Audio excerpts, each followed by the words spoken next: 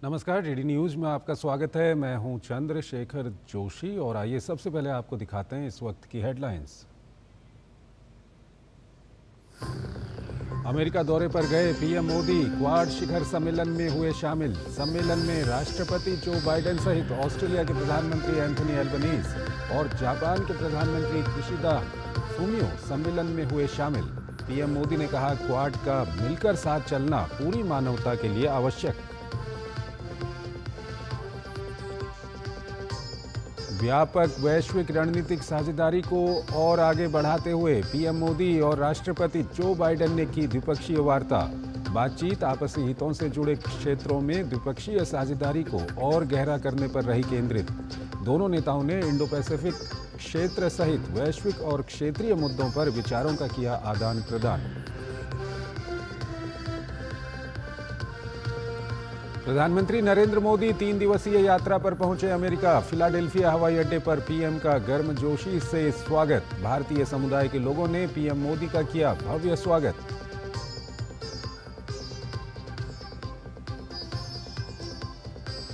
जम्मू कश्मीर में जोर शोर से चल रहा है चुनाव प्रचार। अमित शाह ने की मेंढर और सूरनकोट में जनसभा। कांग्रेस, नेशनल कॉन्फ्रेंस और पीडीपी को बताया सूबे की बेहाली का जिम्मेदार। मल्लिकार्जुन खड़गे ने भी जम्मू में बीजेपी पर किया पलटवार। रोचक हुआ हरियाणा का रण। कांग्रेस से नाराज कुमारी शैलजा के बीजेपी में शामिल होने की अटकलें तेज। बीजेपी नेता मनोहर लाल ने कहा, कुछ बातें रणनीतिक होती हैं, अब शैलजा के अगले कदम पर टिकी नजरें। आतिशी ने संभाली दिल्ली के मुख्यमंत्री पद की कमान। एलजी विनय कुमार सक्सेना ने दिलाई शपथ। आतिशी के साथ कैबिनेट के 5 मंत्रियों ने भी ली शपथ। गोपाल राय, सौरभ भारद्वाज, कैलाश गहलोत, इमरान हुसैन के अलावा नए चेहरे मुकेश कुमार अहलावत भी कैबिनेट में शामिल।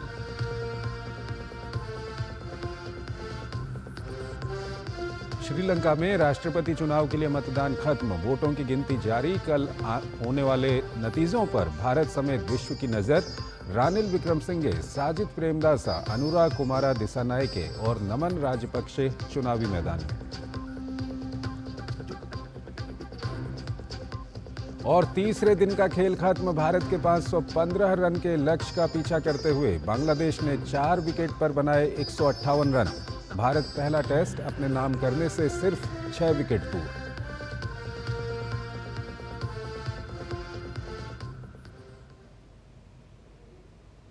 और आइए अब खबरों को विस्तार से देखते हैं। प्रधानमंत्री नरेंद्र मोदी ने अमेरिका की 3 दिन की यात्रा के दौरान डेलावेयर के विल्मिंगटन में क्वाड शिखर सम्मेलन में हिस्सा लिया।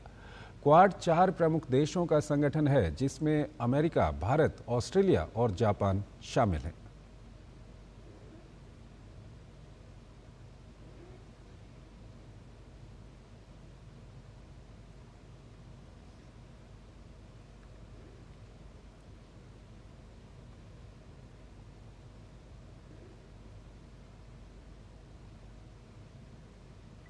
प्रधानमंत्री ने कहा कि क्वाड की बैठक ऐसे समय में हो रही है जब विश्व तनावों और संघर्षों से घिरा हुआ है।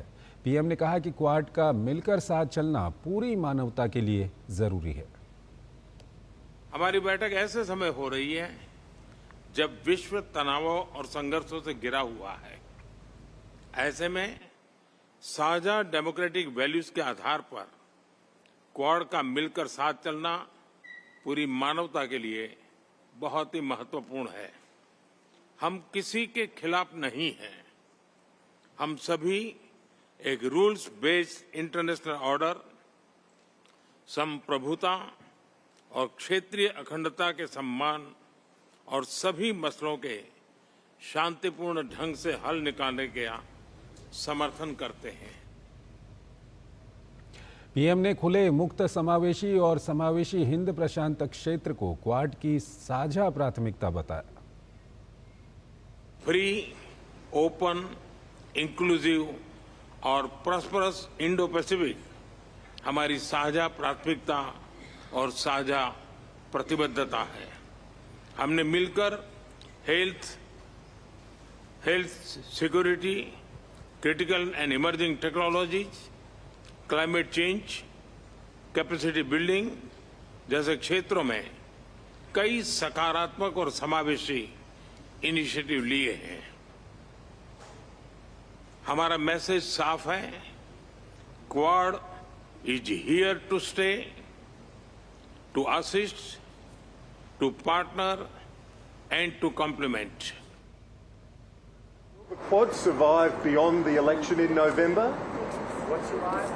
The Quad, will it survive regardless of the outcome? तो ये उस वक्त के दृश्य हम आपको दिखा रहे हैं जब क्वाड शिखर सम्मेलन के लिए जाने से पहले चारों नेता What survive? The Quad, will it एक बार आपको survive regardless of the outcome? Mr. President, will the Quad survive beyond the election in November? What survive? The Quad, will it survive regardless of the outcome? Beyond November. Way beyond November. Mr. President, will the Quad survive beyond the election in November? What survive? The Quad, will it survive regardless of the outcome? Beyond November. Way beyond November. Mr. President, will the Quad survive beyond the election in November? What survive?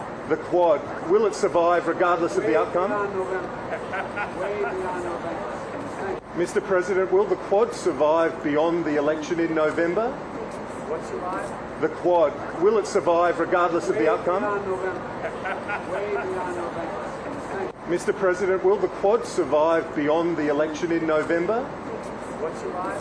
The Quad, will it survive regardless of the outcome? Beyond November. Way beyond November. Mr. President, will the Quad survive beyond the election in November? What survive? The Quad, will it survive regardless of the outcome? Beyond November. Way beyond November. Mr. President, will the Quad survive beyond the election in November? What survive? The Quad, will it survive regardless of the outcome? Beyond November. Way beyond November. Mr. President, will the Quad survive beyond the election in November? What survive? The Quad, will it survive regardless of the outcome? Beyond November. Way beyond November. Mr. President, will the Quad survive beyond the election in November? What survive? The Quad, will it survive regardless of the outcome? Beyond November. Way beyond November.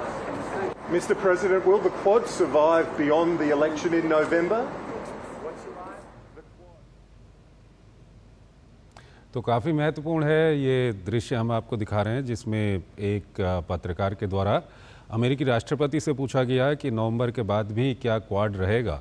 दरअसल Joe Biden चुनाव नहीं लड़ रहे हैं और नवंबर में America के राष्ट्रपति का चुनाव होना है, तो उन्होंने प्रधानमंत्री नरेंद्र मोदी के कंधे पर हाथ रखकर उन्होंने जवाब दिया और ये अपने आप में काफ़ी महत्वपूर्ण है क्योंकि वो राष्ट्रपति नहीं रहेंगे नवंबर के बाद, लेकिन उन्होंने प्रधानमंत्री मोदी की ओर इशारा किया और कहा कि क्वाड रहेगा। तो ये काफ़ी महत्वपूर्ण अपने आप में है ये जो हम आपको दिखा रहे हैं।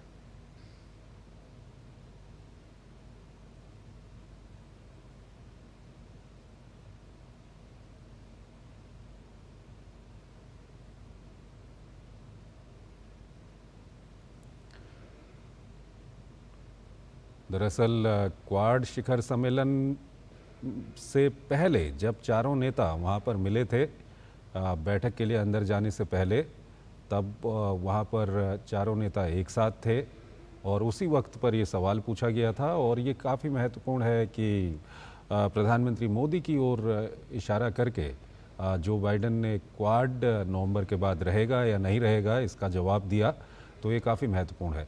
अगली खबर की ओर चलते हैं। क्वाड शिखर सम्मेलन से पहले अमेरिकी राष्ट्रपति जो बाइडेन और प्रधानमंत्री नरेंद्र मोदी के साथ द्विपक्षीय बैठक हुई। इस बैठक में हिस्सा लेने के लिए पीएम मोदी बाइडेन के आवास ग्रीनविले पहुंचे, जहां अमेरिकी राष्ट्रपति ने उनका स्वागत किया।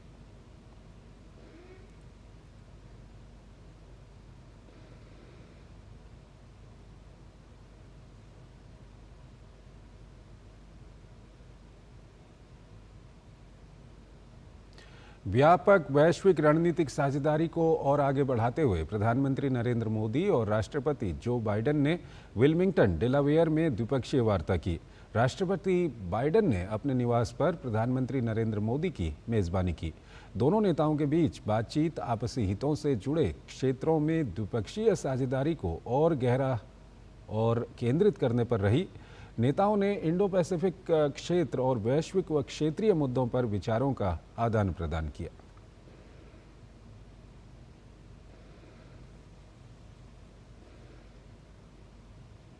प्रधानमंत्री नरेंद्र मोदी के अमेरिका दौरे को लेकर राष्ट्रपति जो बाइडेन ने खुशी व्यक्त की है। अमेरिकी राष्ट्रपति जो बाइडेन ने पीएम मोदी के साथ अपनी कुछ बेहतरीन तस्वीरें साझा करते हुए पीएम मोदी की यात्रा को यादगार करार दिया है। सोशल मीडिया प्लेटफॉर्म एक्स पर साझा किए गए संदेश में बाइडेन ने लिखा, वर्तमान में भारत और अमेरिका के बीच का संबंध पिछले समय की तुलना में सबसे मजबूत, घनिष्ठ और अधिक गतिशील मोड़ पर है। जब भी हम दोनों की मुलाकात होती है तब हमारे बीच कई क्षेत्रों में सहयोग को लेकर सकारात्मक बातचीत होती है। आज भी वैसा ही दिन है। प्रधानमंत्री नरेंद्र मोदी ने अमेरिका के राष्ट्रपति जो बाइडेन से मिलकर खुशी जताई है। पीएम मोदी ने सोशल मीडिया प्लेटफॉर्म एक्स पर पोस्ट साझा करते हुए कहा, मैं राष्ट्रपति बाइडेन का उनके निवास ग्रीनविले, डेलावेयर पर मेज़बानी के लिए आभार व्यक्त करता हूं।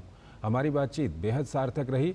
बैठक के दौरान हमें क्षेत्रीय और वैश्विक मुद्दों पर चर्चा करने का अवसर मिला।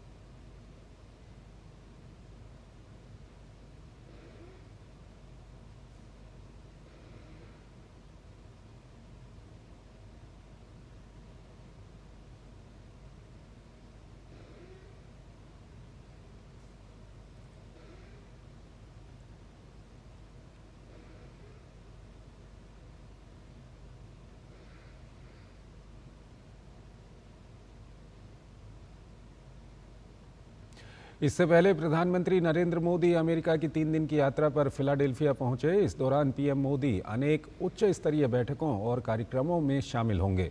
प्रधानमंत्री राष्ट्रपति बाइडेन द्वारा आयोजित क्वाड लीडर्स शिखर सम्मेलन में भाग ले रहे हैं। प्रधानमंत्री नरेंद्र मोदी कल न्यूयॉर्क जाएंगे, जहां वो भारतीय समुदाय के लोगों के साथ बातचीत करेंगे और अमेरिका स्थित प्रमुख कंपनियों के शीर्ष अधिकारियों से मुलाकात करेंगे। यात्रा के अंतिम दिन पीएम मोदी न्यूयॉर्क में संयुक्त राष्ट्र महासभा में भविष्य के शिखर सम्मेलन को संबोधित करेंगे। फिलाडेल्फिया हवाई अड्डे पर बड़ी संख्या में मौजूद भारतीय समुदाय के लोगों ने पीएम मोदी का भव्य स्वागत किया। इस दौरान सरकार की विभिन्न योजनाओं से जुड़े पोस्टर भी लोग लेकर आए थे, जिस पर पीएम मोदी ने हस्ताक्षर किए। भारतीय प्रधानमंत्री को अपने बीच पाकर लोगों ने उनके नाम के नारे लगाकर उनका अभिवादन किया।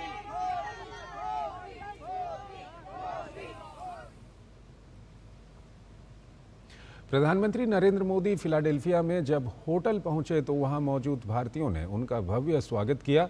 इस दौरान लोगों ने सांस्कृतिक कार्यक्रम प्रस्तुत कर सभी का मन मोह लिया।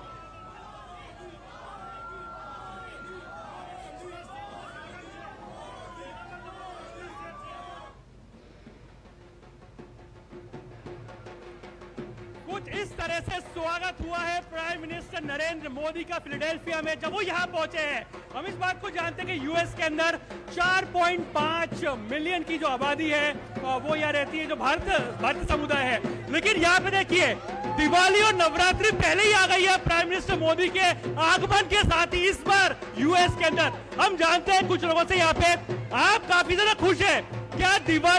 क्या दिवाली और नवरात्रि जल्दी आ गई यूएस में इस बार? अच्छा, अगर गुजराती क्राउड हमारे साथ है, एक गुजराती गाना तो बनता है आज का।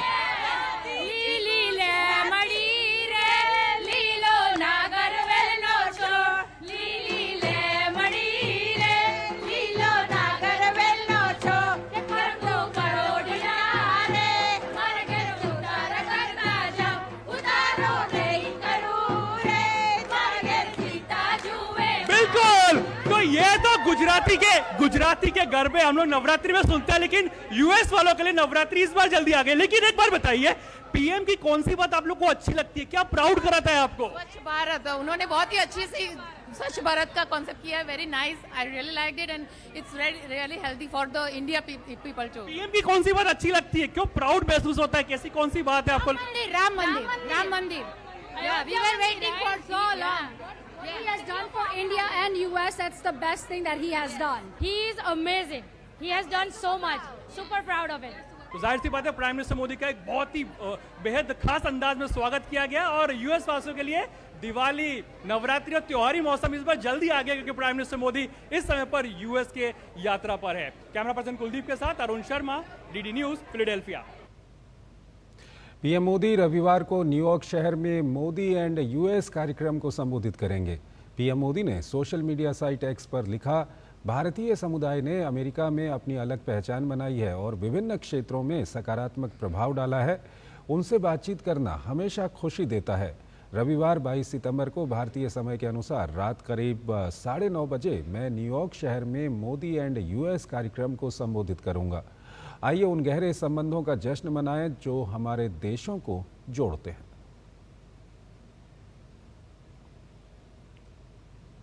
और आइए अब दूसरी खबरों की ओर चलते हैं। केंद्रीय गृह मंत्री और भाजपा के वरिष्ठ नेता अमित शाह ने जम्मू कश्मीर के थना मंडी विधानसभा क्षेत्र में एक चुनावी जनसभा की। अपने संबोधन में अमित शाह ने कहा कि भाजपा यहां के पहाड़ी, गुर्जर और बकरवाल समुदाय को नौकरियों में प्रमोशन में भी रिजर्वेशन देगी।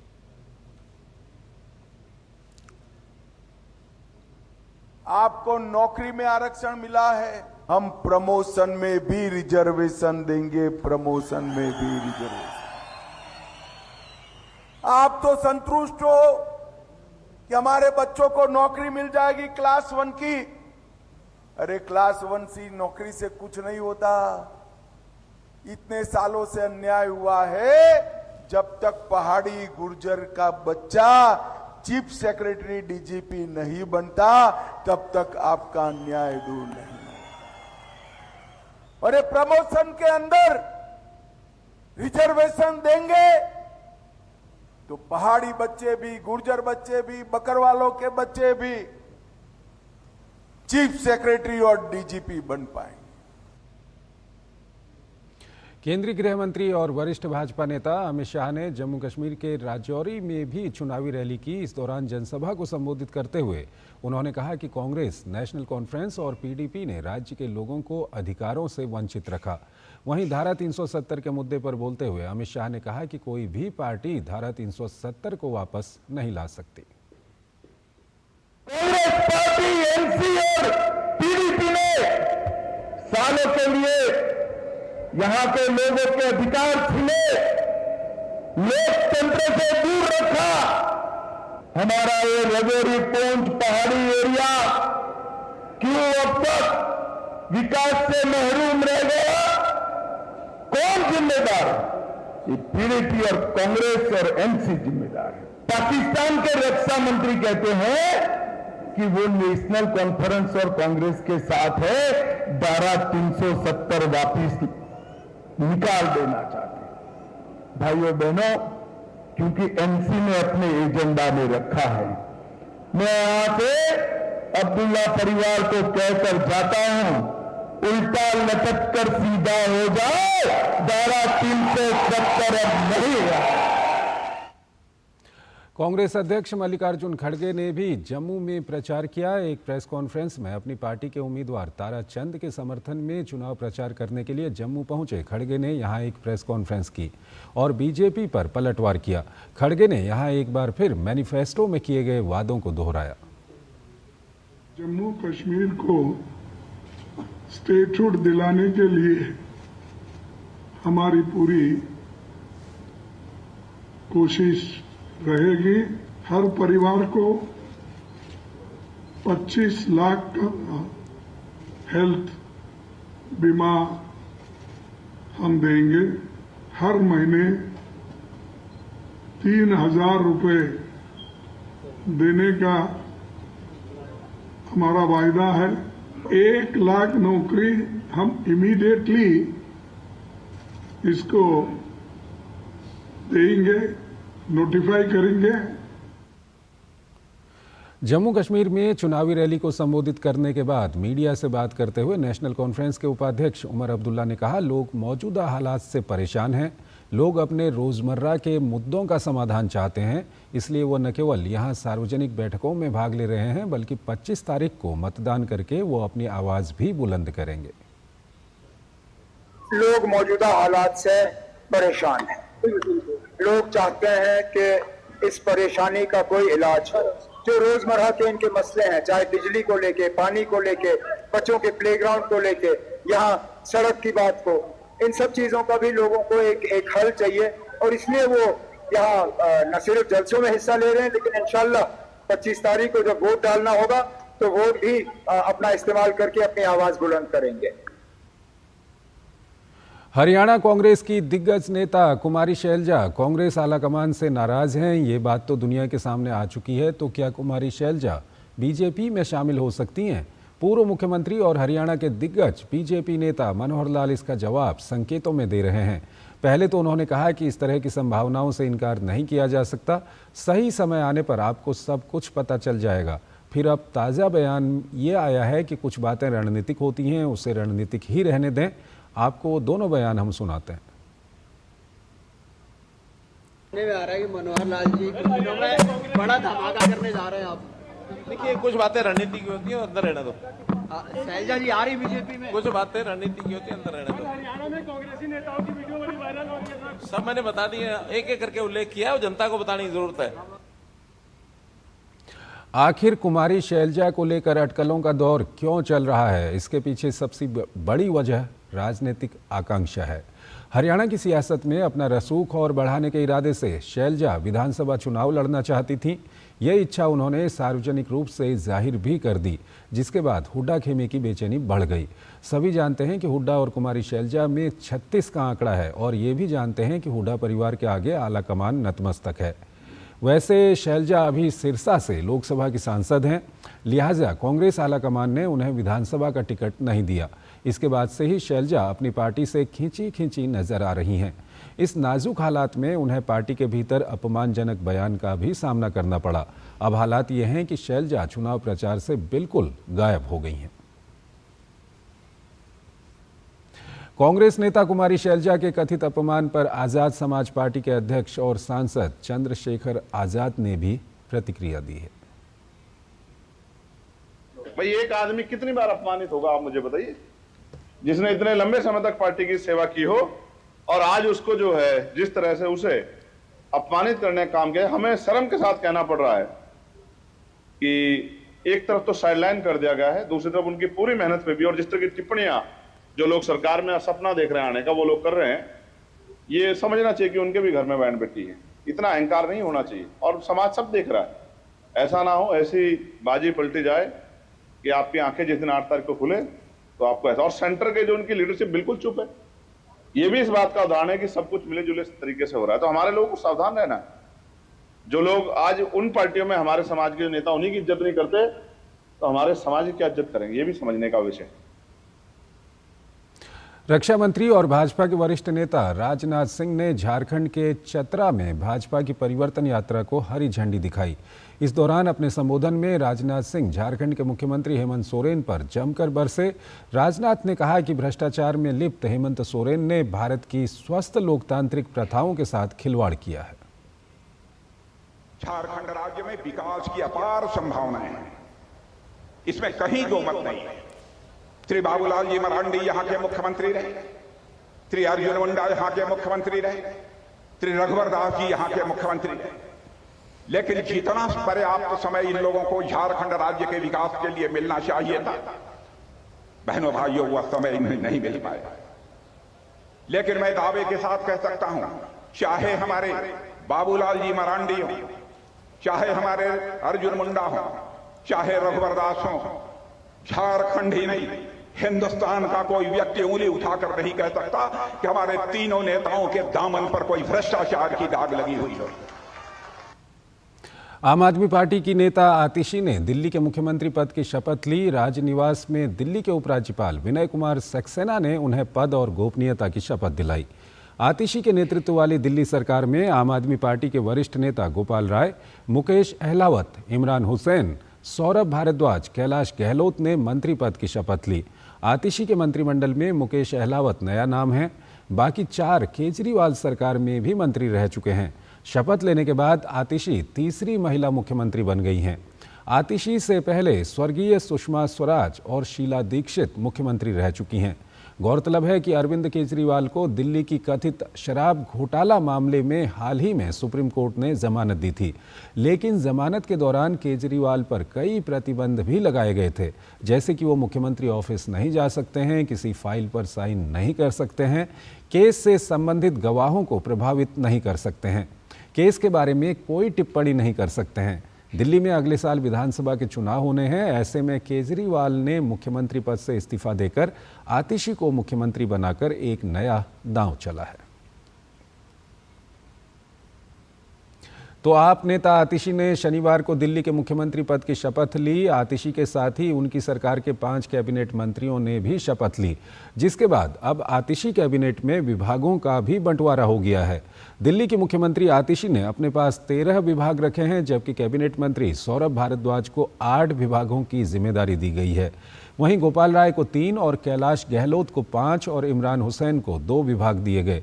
इसके साथ ही मुकेश अहलावत को 5 विभाग दिए गए हैं।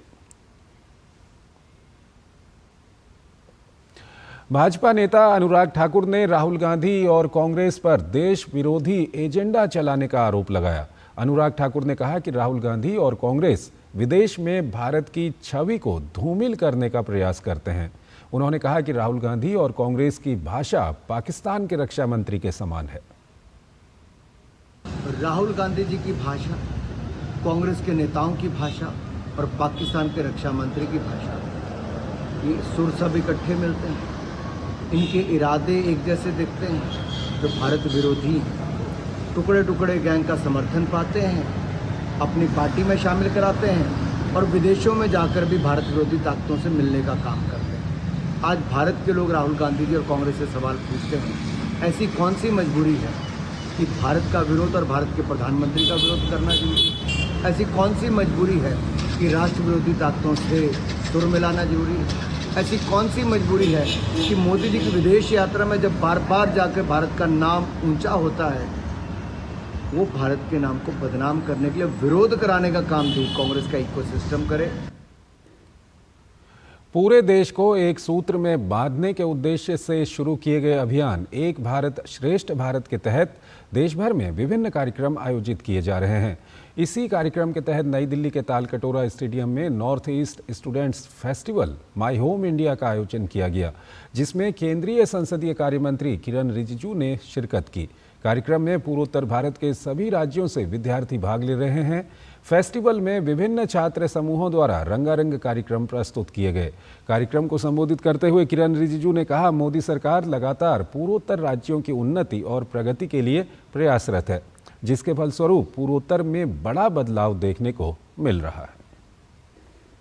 नरेंद्र मोदी जी आने के बाद नॉर्थ ईस्ट के विशेष करके छोटे छोटे लोगों का सबका बात सुनता था, इसीलिए 10,000 से ज्यादा मिलिटेंसी में काम करने वाले लोग छोड़ के वापस हमारे मुख्य धारा में आए हैं। आज मैं सिर्फ एक पॉइंट कहना चाहता हूं, पिछले 10 साल में इतना काम हुआ है। हर नॉर्थ ईस्ट स्टेट में एयरपोर्ट बन गए हैं, रेलवे लाइन जुड़ गए हैं, हाईवे बन गए, गांव-गांव रास्ता बन गया, बिजली पानी सब पहुंच गए। मोदी सरकार के तीसरे कार्यकाल के 100 दिन का ये शुरुआती दौर उपलब्धियों भरा रहा है। सरकार ने कई अहम फैसले लिए, जिनसे किसान, महिला, युवा और अनुसूचित जाति जनजाति से लेकर हर वर्ग को लाभ पहुंचाया है, जिनकी लोगों द्वारा तारीफ की जा रही है। प्रधानमंत्री मोदी जी ने सभी वर्गों का ध्यान रखा हुआ है। इसमें हमारा शिक्षा का क्षेत्र हो, हमारा चिकित्सा क्षेत्र हो, हमारा सैन्य शक्ति हो, और जैसे कि किसानों के बारे में प्रधानमंत्री सम्मान निधि की ओर ध्यान दिया है, उनको उर्वरक वगैरह सारी चीज़ें मुहैया की जा रही है। हमारा जो है चिकित्सा के क्षेत्र में प्रधानमंत्री जन औषधि केंद्र जो है, जो कि न्यूनतम दरों पर औषधियाँ गरीबों को उपलब्ध करवाई जा रही है, और जो प्रधानमंत्री स्वास्थ्य बीमा है, उसके बाद में आपका आयुष्मान कार्ड है, जिसमें गरीबों को जो है मुफ्त इलाज की सुविधा जो प्रदान की गई है, वो एक अनूठी पहल है, और ये हमारे देश के गरीबों के लिए बहुत ही अच्छा कदम। माननीय प्रधानमंत्री जी, जो कि 3.0 100 दिन पूरे हो चुके हैं, इसके उपलक्ष्य में माननीय प्रधानमंत्री जी का मैं धन्यवाद अदा करूंगा कि आप जैसा प्रधानमंत्री विश्व में मिलना बहुत मुश्किल है। आपने ऐसी ऐसी योजनाएं अपने देश को दी है, महिलाओं के लिए, युवाओं के लिए और बुजुर्गों के लिए, बच्चों के लिए हर योजना सफल योजना है, जो कि आज पूरे देश में बहुत अच्छी चल रही है। आपने विकसित भारत को लेके भारत में जन कल्याण और जनमानस को किस कदर फायदा पहुंचा सकते हो, उनका उत्थान किस तरीके से हो, किस तरीके से उनका स्तर ऊंचा जाए और वो समाज में एक अच्छा अपने आप को बना सके, एक अच्छे स्टेप पे खड़े रह सके, एक अच्छा प्लेटफॉर्म उनको मिल सके, उनका जीवन स्तर सुधर सके और उनका जीवन स्तर और जो लिविंग ऑफ स्टैंडर्ड है वो हाई लेवल पर आए, किस तरीके से उनको रोजगार मिले। तो इस बात को लेकर के माननीय हमारे आदरणीय प्रधानमंत्री जी ने हर समाज में, हर वर्ग को, हर तबके को, हर जगह उन्होंने विकास की बात की है, जन कल्याण योजनाओं का ढेर लगाया है। पीएम श्री योजना बनाई है, अभी जो स्कूलों का नया नवीनीकरण हो रहा है पीएम श्री स्कूल का, और एक योजना है कि ऐसी है जो मैं आपको बताऊंगा, हर घर नल योजना।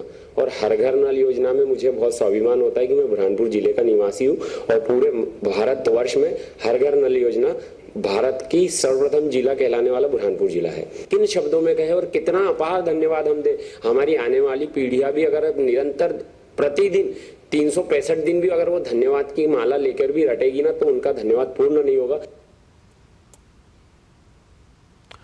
कांग्रेस पार्टी ने शुभांकर सरकार को पश्चिम बंगाल के नए प्रदेश अध्यक्ष के तौर पर नियुक्त किया है। शुभांकर सरकार को तत्काल प्रभाव से बतौर अध्यक्ष कार्यभार संभालने का निर्देश दिया गया है। शुभांकर सरकार को पश्चिम बंगाल के अध्यक्ष का पद सौंपने के साथ ही उन्हें केंद्रीय कांग्रेस समिति के सचिव पद से मुक्त कर दिया गया है। कांग्रेस पार्टी ने हाल ही में वरिष्ठ नेता अधीर रंजन चौधरी को अध्यक्ष पद से मुक्त कर प्रदेश समिति में बड़ा बदलाव किया है।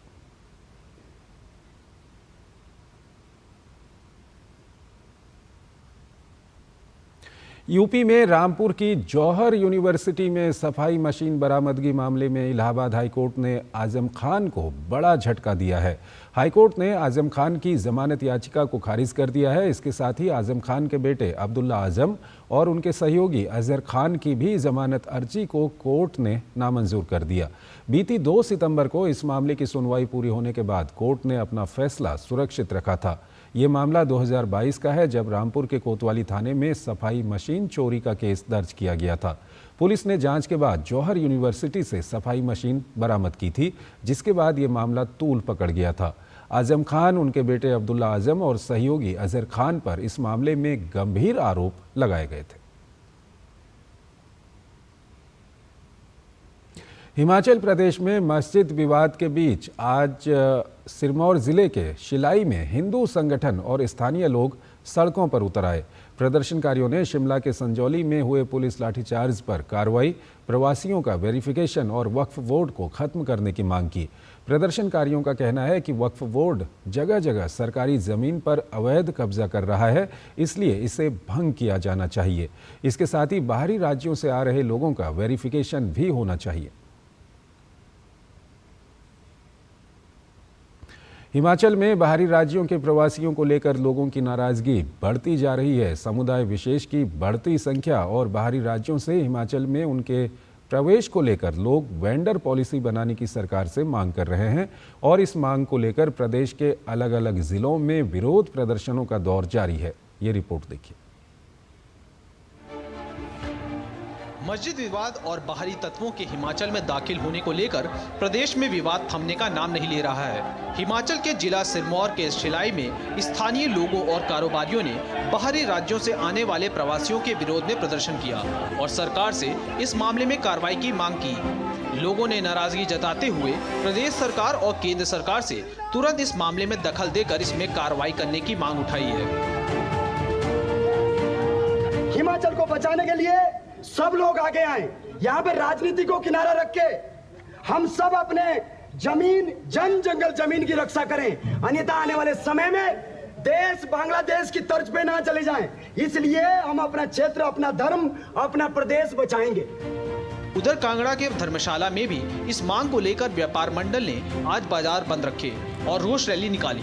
इस दौरान व्यापार मंडल ने हनुमान चालीसा का पाठ भी किया और विश्व हिंदू परिषद के साथ मिलकर प्रवासी लोगों की जांच करने को लेकर प्रशासन से मांग भी उठाई है। अपने व्यापारी भाइयों को एकत्रित किया है और उनको एक जगाने का, सब एक साथ हम, ये हिंदू एकता का प्रमाण भी है। और ताकि जो बाहर, हमारा मेन मुद्दा ये है कि जो बाहर से लोग आ रहे हैं वो यहाँ पे दुकानें ले रहे हैं किराए पर, उसके बाद वहाँ पे वो क्या कर रहे हैं कि बाहर से और अपने वो समुदाय के लोगों को बुला रहे हैं। हमारा सरकार से सिर्फ यही एक दरख्वास्त है कि हमारा एक ये जो लोग बाहर से आ रहे हैं इनके ऊपर एक पूरी नज़र हो और इनकी रजिस्ट्रेशन हो। वहीं चंबा के चोरा में भी 55 पंचायतों को एसडीएम ने निर्देश दिए हैं कि बाहरी राज्यों से आने वाले फेरी वालों पर पंचायत प्रधान नजर रखें और इसकी जानकारी तुरंत स्थानीय प्रशासन को दें ताकि बाहरी प्रवासियों के पंजीकरण को सुनिश्चित किया जा सके। वहीं शिमला में मुख्यमंत्री सुखविंदर सिंह सुक्खू ने इस मामले में एक सब कमेटी का गठन किया है, जिसमें सरकार के मंत्री और विपक्ष के कई विधायक भी सदस्य बनाए गए हैं। ये कमेटी स्ट्रीट वेंडर पॉलिसी को लेकर विचार करेगी और इस पॉलिसी को लेकर अपने सुझाव सरकार को देगी। इस बीच बाहरी प्रवासियों की मांग और समुदाय विशेष की बढ़ती संख्या को लेकर सरकार के खिलाफ लोगों की नाराजगी लगातार बढ़ती जा रही है। Bureau report, DD news, Shimla. Punjab में प्राइवेट अस्पतालों ने आयुष्मान योजना में सेवा बंद कर दी है, जिसे लेकर बीजेपी नेता मनजिंदर सिंह ने पंजाब सरकार पर निशाना साधा है। उन्होंने कहा कि पंजाब सीएम 200 करोड़ से ज़्यादा रुपये जहाज में खर्च कर चुके हैं, लेकिन उनके पास अस्पतालों को चुकाने के लिए 600 करोड़ रुपये नहीं है। पंजाब सरकार जानबूझकर पंजाब के जरूरतमंद लोग, किसान, मजदूर, आर्थिक लोग, पक्ष से कमजोर लोगों का जो आयुष्मान भारत के तहत इलाज होता था उसको रुकवाने का काम कर रही है। वहां के प्राइवेट हॉस्पिटल और नर्सिंग होम एसोसिएशन ने साफ तौर पर मना कर दिया कि उनका 600 करोड़ जब तक बकाया नहीं मिलता तब तक वो पंजाब के जरूरतमंद गरीब, किसान, मजदूर का इलाज नहीं करेंगे। याद रहे, 60% भारत सरकार पैसा देती है, केवल 40% स्टेट की गवर्नमेंट ने देना है। भगवंत मान जी की सरकार के पास 200 करोड़ रुपया अरविंद केजरीवाल जी को प्राइवेट जहाजों में उड़ाने के लिए है, भारत सरकार के फंड देने को नहीं। केंद्र सरकार वक्फ संशोधन बिल लेकर आ रही है। मुस्लिम समाज के लोग सरकार के इस कदम का समर्थन कर रहे हैं। इसी कड़ी में उत्तर प्रदेश सरकार में वक्फ बोर्ड के डायरेक्टर शफात हुसैन ने बरेली में आयोजित प्रेस कॉन्फ्रेंस में वक्फ संशोधन बिल का विरोध करने वालों पर जमकर निशाना साधा। उन्होंने कहा, जो लोग बिल का विरोध कर रहे हैं इन्होंने केवल वक्फ की जमीनों पर कब्जे किए हैं। जो भूमाफिया हैं, रजिस्टर्ड भूमाफिया जो वक्फ बोर्ड में काम कर रहे हैं, उनको मैं रजिस्टर्ड भूमाफिया कहूँगा, उन लोगों के पेट में दर्द हो रही है। और जो एक कहते हैं पुराने धन पर सांप जो है वो उस पर कुंडली मार के बैठ जाता है, उसी तरह ये भूमाफिया, रजिस्टर्ड भूमाफिया वक्फ की ज़मीनों पर कुंडली मारे बैठे हुए थे। दूसरे दलों के द्वारा एक भ्रम फैलाया जा रहा है। जिस तरह से भारतीय जनता पार्टी का सपा, बसपा और कांग्रेस ने एक भ्रम फैला रखा था कि बीजेपी मुसलमानों की दुश्मन है। 14 से लेकर के और अब तक जो भारतीय जनता पार्टी की सरकार चल रही है उसमें कोई भी ऐसा काम नहीं हुआ जो मुस्लिम विरोधी हो, जिसको मुस्लिम विरोधी कहा जा सके। लेकिन मैं दावे से कहता हूं कि ये नरेंद्र मोदी की सरकार है, बिल पास होकर रहेगा और उसका लाभ मुस्लिम समाज को मिलकर रहेगा। एयर मार्शल अमरप्रीत सिंह भारतीय वायुसेना के अगले प्रमुख होंगे। वो मौजूदा air chief marshal BR Chaudhary की जगह लेंगे। वर्तमान वायुसेना अध्यक्ष 30 सितंबर को सेवानिवृत्त हो रहे हैं। दिसंबर 1984 में कमीशन प्राप्त लड़ाकू pilot air marshal Amarpreet Singh वर्तमान में भारतीय वायुसेना के उप प्रमुख हैं। अपने करियर के दौरान एयर मार्शल अमरप्रीत सिंह ने एक ऑपरेशनल फाइटर स्क्वाड्रन और एक फ्रंटलाइन एयरबेस की कमान संभाली है। एक परीक्षण पायलट के रूप में उन्होंने मॉस्को में MiG-29 fighter upgrade project management team का नेतृत्व किया और स्वदेशी तेजस लाइट कॉम्बैट एयरक्राफ्ट के परियोजना निदेशक उड़ान परीक्षण भी थे।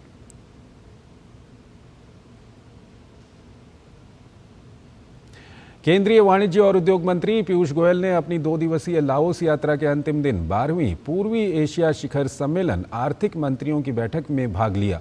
बैठक में क्षेत्रीय और वैश्विक आर्थिक विकास पर विचार विमर्श किया गया।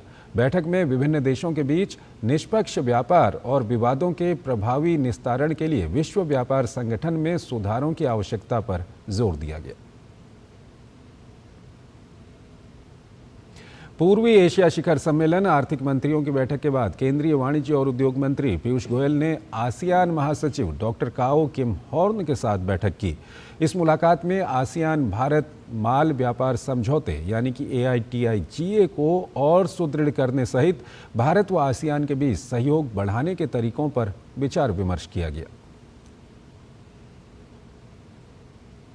केंद्रीय वाणिज्य और उद्योग मंत्री पीयूष गोयल ने लाओस के उद्योग और वाणिज्य मंत्री मलाइथोंग कोमासिथ के साथ भी द्विपक्षीय बैठक की। केंद्रीय मंत्री पीयूष गोयल ने 21वीं आसियान भारत आर्थिक मंत्रियों की बैठक और 12वीं पूर्वी एशिया शिखर सम्मेलन के आर्थिक मंत्रियों की बैठक की सफलतापूर्वक मेजबानी के लिए उन्हें और उनके देश को बधाई दी।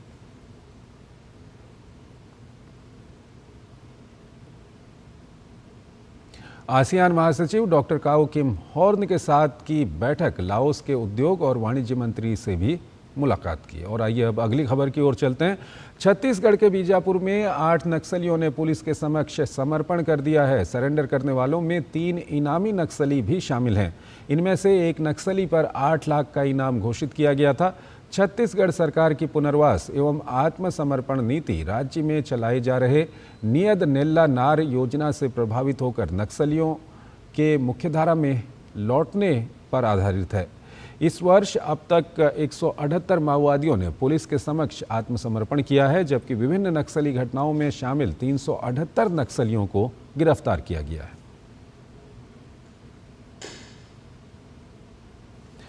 भारत अमेरिका संयुक्त सैन्य अभ्यास 2024 के 20वें संस्करण का आज राजस्थान के महाजन फील्ड फायरिंग रेंज में समापन हो गया।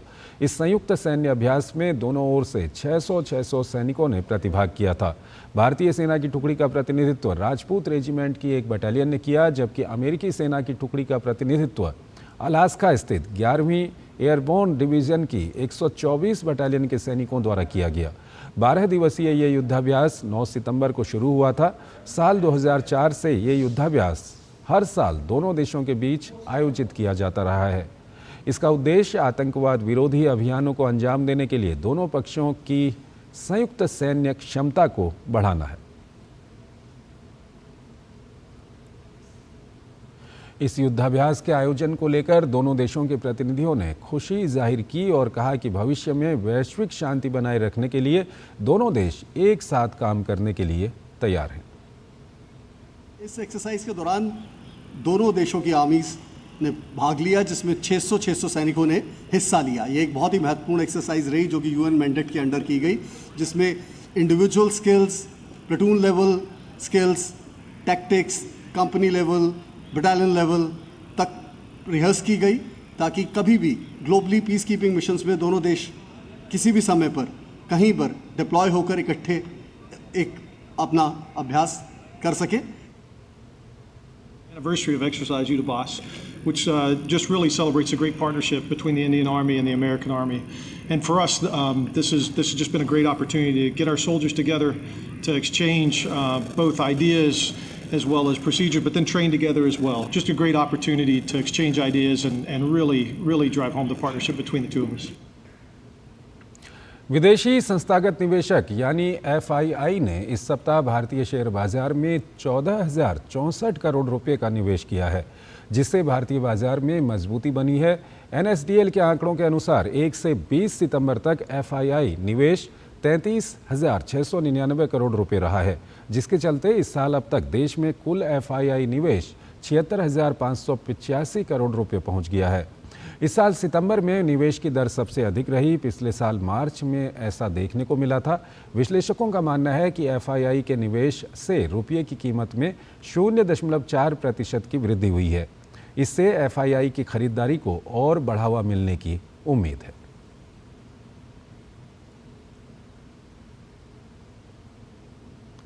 पिछले कुछ दिनों में रेलवे ने कई रेल दुर्घटनाओं के प्रयासों को नाकाम किया है। बीती 8 सितंबर को कानपुर में कालिंदी एक्सप्रेस को पटरी से उतारने और रेल दुर्घटना के लिए गैस सिलेंडर रखे गए थे, जिसे पुलिस प्रशासन और रेलवे अधिकारियों की सजगता ने हादसे में परिवर्तित होने से रोक दिया। इससे पहले 17 अगस्त को साबरमती एक्सप्रेस के 22 डिब्बे पटरी से उतरे थे, जिस मामले में रेलवे पुलिस, ATS समेत तमाम एजेंसियां जांच कर रही हैं। लगातार दुर्घटनाओं के बढ़ते मामलों को देखते हुए रेलवे और पुलिस प्रशासन सक्रिय है और निगरानी भी बढ़ा दी है। पुलिस कमिश्नर कानपुर नगर और DRM उत्तर मध्य रेलवे ने सुरक्षा व्यवस्थाओं का जायजा लिया। ट्रैक की सुरक्षा को देखते हुए प्रशासन द्वारा कानपुर में रेलवे ट्रैक के आसपास अवैध झुग्गी झोपड़ियों को हटाने का भी काम किया गया। पुलिस कमिश्नर कानपुर ने बताया कि जल्द ही इस मामले में और तथ्य सामने निकल कर आएंगे। जांच टीमें अपना काम कर रही हैं। में ज़्यादा स्ट्रेट फॉरवर्ड है कि उसका जो नीयत था वो बहुत स्ट्रेट फॉरवर्ड था कि वो ट्रेन को डैमेज करना चाहता था। उस दृष्टिकोण से हम लोग जो डिफरेंट पॉसिबल एंगल्स हैं, जो डिफरेंट क्लूज़ हैं, एविडेंसेस मिले हैं, उस पर हम लोग कार्रवाई कर रहे हैं। जो साबरमती है वो हमारी इन्वेस्टिगेशन हर एंगल से अभी ओपन रखा हुआ हम लोगों ने, और उस पर हम लोग फॉरेंसिक्स को भी भेज रखी है अपने रिपोर्ट्स। उसका भी हमारे रिपोर्ट्स अवेटेड है, डिटेल रिपोर्ट्स। एक समन्वय निरीक्षण था RPF, GRP और सिविल पुलिस और रेलवे प्रशासन के बीच में, जिसमें हम धन्यवाद अदा करना चाहेंगे। CP साहब ने स्वयं इसमें निरीक्षण में भाग लिया और हम लोगों को ने पूरे एरिया को, कानपुर के क्षेत्र का निरीक्षण किया है, जिससे बाद आगे की स्ट्रेटजी तैयार की जाएगी कि किस प्रकार हम लोगों को जो यहाँ पे सिक्योरिटी से रिलेटेड इश्यूज़ हैं ट्रैक की, उसको हम कैसे मिटिगेट करेंगे। नई दिल्ली में पल्लीवाली मिशन द्वारा आयोजित छठे ओडिशा पत्रकारिता पुरस्कार समारोह में पत्रकारिता के क्षेत्र में अहम योगदान के लिए राज्य के पत्रकारों को सम्मानित किया गया। केंद्रीय मंत्री धर्मेंद्र प्रधान ने पत्रकारों को सम्मानित किया। जयपुर के ग्रामीण क्षेत्र जोबनेर, रेनवाल और सांभर लेक में राष्ट्रीय पोषण माह अभियान का शुभारंभ किया गया। इस कार्यक्रम का आयोजन महिला एवं बाल विकास विभाग की ओर से प्रत्येक आंगनबाड़ी केंद्र पर किया जा रहा है। इस दौरान गर्भवती महिलाओं की गोद भराई, बच्चों का अन्नप्राशन, बेटी जन्मोत्सव, पोषण व्यंजन प्रदर्शनी जैसे कार्यक्रम का आयोजन किया गया। साथ ही महिलाओं को गर्भावस्था के दौरान पौष्टिक आहार की जानकारी भी दी गई। महिलाओं में जागरूकता लाने के लिए ये पोषण माह मनाया जा रहा है। मोटे अनाज जैसे मोदी जी ने बाजरे पे विशेष जोर दिया है, तो बाजरे से क्या क्या रेसिपी बना सकते हैं। समुदाय में हम लोग आंगनबाड़ी केंद्रों पर है ना पोषण मेला मनाते हैं। कार्यकर्ताएं आंगनबाड़ी अपने अपने आंगनबाड़ी केंद्रों पे मनाती है, फिर सेक्टर स्तर पर मनाते हैं, फिर परियोजना स्तर पर मनाते हैं। उसमें महिलाएं आती हैं, उनकी गोद भराई कराई जाती है। 6 महीने जो बच्चे पूर्ण कर लेते हैं उनका अन्नप्राशन कराया जाता है। की महिलाओं को और बच्चों को सबको इस प्रकार से प्रेरित कर रहे हैं कि जैसे मोटा अनाज है, इसका सेवन किस प्रकार से किया जाए, कैसे अलग अलग रेसिपियों के अनुसार इसका सेवन किया जाए, और हरे पत्तेदार सब्जियां हैं, आयरन जिसमें ज़्यादा मिलता है वो कैसे खिलाया जाए, और विटामिन C है जैसे खट्टे फल वगैरह है तो वो कैसे खिलाया जाए। इस प्रकार से हम महिलाओं को प्रेरित कर रहे हैं। सितंबर से लेकर 30 सितंबर तक ये योजना है। इसमें एनीमिया, पढ़ाई भी और पोषण भी, एक पेड़ माँ के नाम हरित वृक्ष के तहत और स्वास्थ्य एवं पोषण से संबंधित जानकारी दी जा रही है। प्रत्येक दिन प्रत्येक आंगनबाड़ी केंद्र पर इस कार्यक्रम का आयोजन होता है, जिसमें सभी प्रकार के जो भी विभाग के द्वारा जो योजना चलाई जा रही है और पोषण भी और पढ़ाई भी और स्वास्थ्य एवं पोषण से संबंधित संपूर्ण जानकारी दी जा रही है, जिसमें बच्चों का टीकाकरण, सामुदायिक कार्यक्रम के अंतर्गत गोद भराई, अन्नप्राशन, प्रवेश उत्सव एवं स्वच्छता पर विशेष जोर दिया जा रहा है। इंदौर की सड़कों पर रविवार को कारें नहीं दिखेंगी। दरअसल 22 सितंबर को इंदौर नो कार डे मना रहा है। देखिए हमारे सहयोगी आशीष मंगल सोनी की ये रिपोर्ट। का सबसे स्वच्छतम शहर इंदौर एक और नवाचार करने जा रहा है। 22 सितंबर को पूरे शहर में नो कार डे मनाया जाएगा। इंदौर नगर निगम की इसके पीछे मंशा साफ है कि कम से कम कार्बन उत्सर्जन हो सके। देश के स्वच्छतम शहर इंदौर की आबोहवा को और स्वच्छ बनाने के लिए नगर निगम नवाचार कर रहा है। 22 सितंबर यानी रविवार को इंदौर नगर निगम ने लोगों से सड़कों पर अपनी कार 4 व्हीलर नहीं निकालने की अपील की है। इंदौर महानगर में पिछले साल की तरह इस बार भी नो कार डे मनाया जा रहा है। इस दौरान शहर में बहुत कम संख्या में कारें सड़कों पर दिखाई देती हैं। नो कार डे मनाने का मकसद एयर क्वालिटी इंडेक्स को ठीक करना है। दरअसल पिछले साल इंदौर में 22 सितंबर को ही नो कार डे मनाया गया था। उस दौरान शहर में कुल कारों की तुलना में 12% कारें सड़कों पर कम निकली थी, जिसके कारण एयर क्वालिटी इंडेक्स में 18% सुधार हुआ था। महापौर पुष्यमित्र भार्गव ने बताया कि इंदौर में पर्यावरण संरक्षण के लिए लगातार दूसरे साल 22 सितंबर को नो कार डे रहेगा। इस बार BRTS को एक दिन के लिए कार फ्री जोन करने की तैयारी है। इससे पर्यावरण को नुकसान कम होगा और ट्रैफिक दबाव घटेगा। इस दौरान महापौर ने इंदौर वासियों से अपील की है कि 22 सितंबर को कार की बजाय पब्लिक ट्रांसपोर्ट का उपयोग करें। नो कार डे या कार फ्री डे एक प्रयास है सड़कों पर ट्रैफिक कंजेशन कम करने का, एक प्रयास है पब्लिक ट्रांसपोर्ट को बढ़ावा देने का, एक बड़ा प्रयास है एयर क्वालिटी इंडेक्स को इम्प्रूव करने का। पिछली बार करीब 14 से 15% ग्रीन हाउस गैसेस का एमिशन कम हुआ, करीब 12% कारें सड़कों पर कम उतरी। चूँकि ये कंपलसरी हमने नहीं किया है, स्वैच्छिक है, तो उसका जो प्रतिसाद मिला उसने इस बार हमारे प्रयास को डबल किया और मुझे विश्वास है कि इस बार हम कम से कम शहर की एक लेन पूरी कार फ्री रखेंगे। आपको बता दें कि इंदौर शहर में रोजाना करीब 4,26,000 से ज़्यादा कारें और 4,500 से ज़्यादा टैक्सी चलती हैं। पिछले साल शहर में कुल कारों की तुलना में 12% कारें सड़कों पर कम निकलने से 5.52% सल्फर डाइऑक्साइड को वायुमंडल में जाने से रोका जा सका था। पर्यावरण संरक्षण के लिए जरूरी है कि कार्बन उत्सर्जन में कमी लाने की कोशिश की जाए और यही नवाचार किया इंदौर नगर निगम ने। 22 सितंबर को नो कार डे के दिन पूरे शहरवासियों से अपील की है कि कम से कम अपनी कार को सड़कों पर निकाले, पब्लिक ट्रांसपोर्ट का उपयोग करें। कैमरा पर्सन विजय शर्मा के साथ आशीष मंगल सोनी, DD न्यूज़, इंदौर।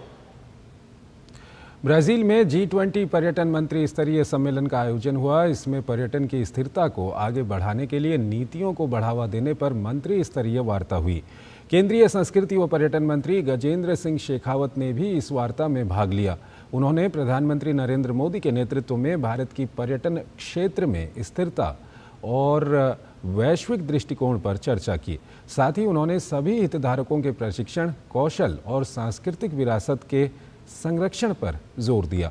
शेखावत ने जमैका के पर्यटन मंत्री से भी मुलाकात की। उन्होंने बताया कि दोनों देशों के पर्यटन में सहयोग को बढ़ाने पर उत्पादक चर्चा हुई।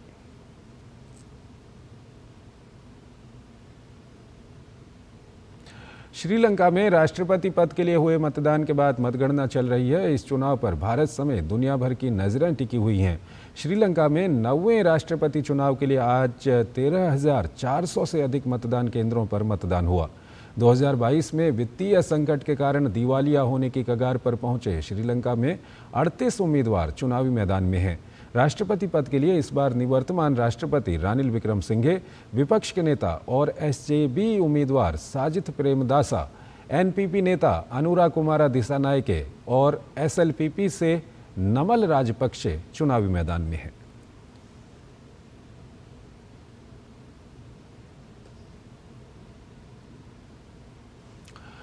ऑस्ट्रेलिया और इंग्लैंड के बीच 5 मैच की वनडे सीरीज का दूसरा मुकाबला ऑस्ट्रेलिया ने 68 रन से अपने नाम कर लिया। इस जीत के साथ ही ऑस्ट्रेलिया ने सीरीज में 2-0 की बढ़त बना ली। मैच में इंग्लैंड ने टॉस जीता और पहले गेंदबाजी करने का फैसला किया। ऑस्ट्रेलिया की टीम 44 ओवर 4 गेंदों में 270 रन पर ऑल आउट हो गई। ऑस्ट्रेलिया की ओर से एलेक्स कैरी ने 74 रन की पारी खेली, जबकि कप्तान मिचेल मार्श ने 60 रन बनाए। जीत के लिए मिले 271 रन के लक्ष्य का पीछा करने उतरी इंग्लैंड की टीम 40 ओवर 2 गेंदों में 202 रन पर सिमट गई। ऑस्ट्रेलिया की ओर से मिचेल स्टार्क ने सबसे ज्यादा 3 विकेट लिए। प्रीमियर लीग में लिवरपूल का बेहतरीन खेल देखने को मिला है। टीम ने शनिवार को AFC बॉर्नमाउथ को 3-0 से शिकस्त दी। लिवरपूल की ओर से लुइस डायज ने खेल के 26वें और 28वें मिनट में गोल किए। वहीं डार्विन नुनेज ने खेल के 37वें मिनट में गोल कर बढ़त को 3-0 कर दिया। मैच में इसके बाद कोई और गोल देखने को नहीं मिला और लिवरपूल ने मुकाबले को 3-0 से अपने नाम कर लिया।